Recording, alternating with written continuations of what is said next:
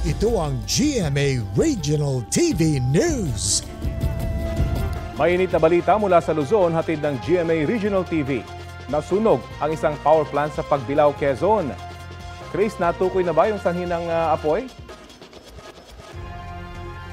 Rafi, patuloy pa rin ang assessment ng Pagbilao Energy Corporation sa sumiklab na sunog sa Unit 3 ng Pagbilao Power Station. Nitong Biyernes nang magkasunog sa planta at nagkaroon din ng mga pagsabog. Isa ang patay habang 9 ang sugatan. Ayon sa Pagbilao Energy Corporation, inaalam pa nila ang sanhi ng apoy at ang laki ng pinsala.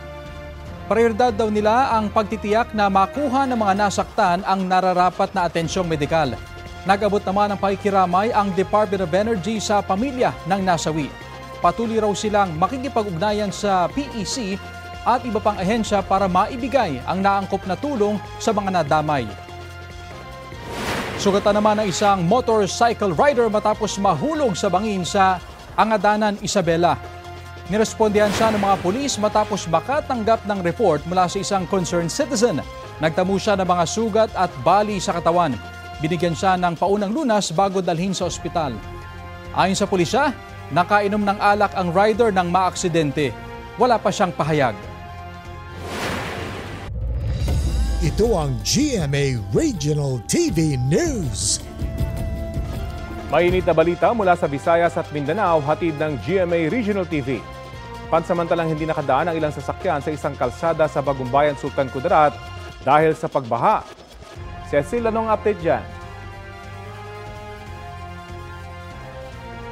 Rafi, passable na ngayon ang kalsada ayon sa Municipal Disaster Risk Reduction and Management Office. Sa video na kuha ng isang motorista, kita ang SUV na yan na hinihila ng isa pang sasakyan para maialis sa baha sa kalsada ng Barangay Chua.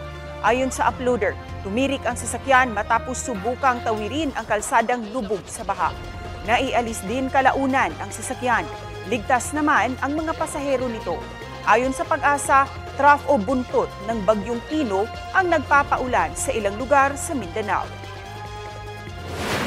Isang malaking bitak ang nadiskubre sa pundasyon ng Dato Paglas Bridge sa Dato Paglas, Maguindanao del Sur. Panawagan ng kongresista sa lugar, suriin ito ng DPWH at palitan na kung kailangan para maiwasan ang mas malaking pinsala at abala sa mga motorista.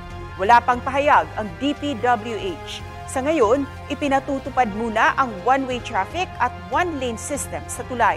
Daanan ang tulay ng mga bumabiyahe sa pagitan ng Davao Region at mga lalawigan ng Sultan Kudarat at Maguindanao del Sur.